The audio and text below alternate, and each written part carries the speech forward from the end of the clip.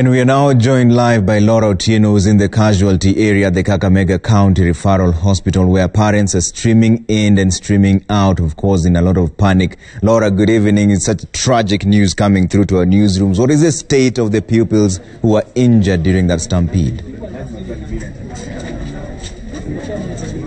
Well, indeed, Trevor, 2 of those injured pupils are currently at the ICU ward, but doctors report that they're in a stable condition and they are receiving treatment. There have been a number of pupils as well who are receiving treatment across various hospitals in Kakamega County in regard to that particular stampede. We have been speaking to a reliable source who was at the school during that stampede, and he indicated that it was around 5 p.m. when a teacher was trying to control the crowd of class 5 pupils, because that particular tragedy happened at a 3-story building, which houses 8 streams of class 5 classes. So what happened is that a teacher was trying to control those pupils to be using a route which was considered safe when the pupils started running and caused that particular incident. But it's a very somber mood here at this Kakamega County Referral Hospital. We are seeing parents who are from viewing the bodies of their children at the morgue side.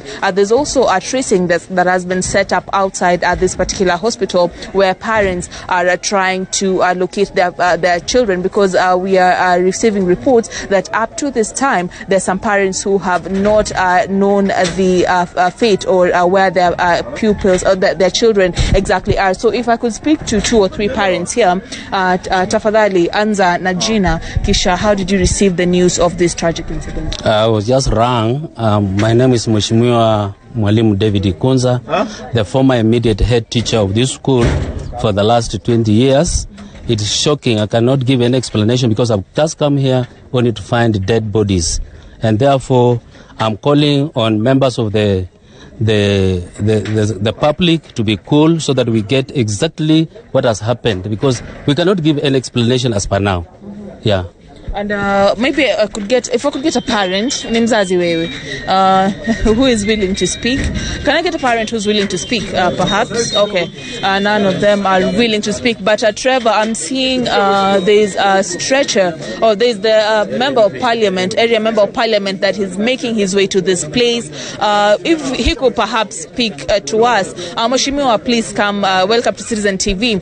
We are understanding that this tragedy happened at 5 p.m. right after the remedial classes, and one of the issues for which we've seen remedial classes in primary schools especially is the banning of the holiday tuition. So teachers are trying to cover up this time by offering remedial classes. As a member of parliament, I mean, to ensure that such tragedies do not happen in future, in regards to offering remedial classes, what do you think is the solution moving forward?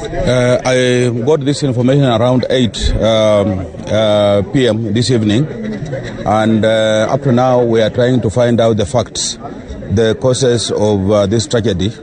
I've just talked to the doctors. We have 2 small kids in the ICU. One is not doing very well, and with the nurses have asked for the teachers to go and identify the kids so that they can contact the parents for further investigation. Therefore, from now, maybe for now we will just let it at that, so that we find out the facts, because we don't want to start blaming anyone here until when we first of all make sure that the children are safe.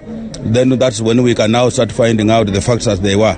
For now, I just want to call upon everybody who can come in and assist, especially blood. We don't have enough blood in this hospital. If the people can come in to donate some blood, so that it can help to get some children who are actually injured, seriously injured, out of danger. Yeah, for now, I wouldn't really wish that I want to start a blame game at this point. What we need to do at this point first is to save the children, the lives of our children, then we can start abortioning blame at a later date. I am also with my colleague here, Bishop Kamala, who may want to say, who is the area member of parliament. He could also have something to say, because I am one of the leaders in Kakamega County, from the west, and then that's why we are just here to try and assist, see what we can do. If there is any case that would be out of the Kakamega General, because we know we have some limitations. We will have then to propose that some of these children are transferred to other facilities so that we can save the lives of these children. Mm-hmm. Yeah. Well, thank you very much. Mheshimiwa, what kind of resources are you pumping in to ensure that parents are assured of the safety of their children that are currently at this place, and to ensure that the resources at the tracing desk are adequate? And I think I want to say that this is a very sad day for us, especially Lurambi constituency, being the area member of parliament. We are really, really saddened by the occurrence this evening. We are very thankful to the doctors, number one, because they were on strike, but they're here and they're doing their best. We've been in the ICU, in the wards, in the casualty, and we've seen they're doing a good job. They have come back, and those who are not here, they're here. And as the leadership of the county, we are very grateful for the members of parliament, and especially our governor, who has already come on the ground to assess the situation. Very early in the morning, we will be in the school, because the entire education office was here, and we'll be here in the morning to see what is needed. But we can't blame. We cannot say anything right now, because there is investigations going on from the Ministry of Education and also from the DCI and the police to establish the causes of what has happened today. But what we want to say as leaders, just the way the Chief Whip has said, we are very ready to support, to give anything that is needed. But currently, from the situation, most of the kids have been attended to, and they are gone back home. Yeah, but one thing I just want to say is I pray that God will give a calmness to the parents, to the guardians, and to the residents of Kakamega Town and the entire community and fraternity of Kakamega Primary School, so that we don't speculate. Let's not speculate. Let us allow the agencies to do their work. Well, indeed, Trevor, they have a parent, an MCA also. Just tell us briefly, what kind of resources are you putting in to ensure that parents have the assistance they require by the time they come to this facility to look for their children? Everything is in place, and we are really attending to the two kids that are in ICU. That is our main concern, because the kids that were in the other wards are stable, and we're only praying that and asking our parents not to go to school tomorrow because of the tension that we're having at the moment.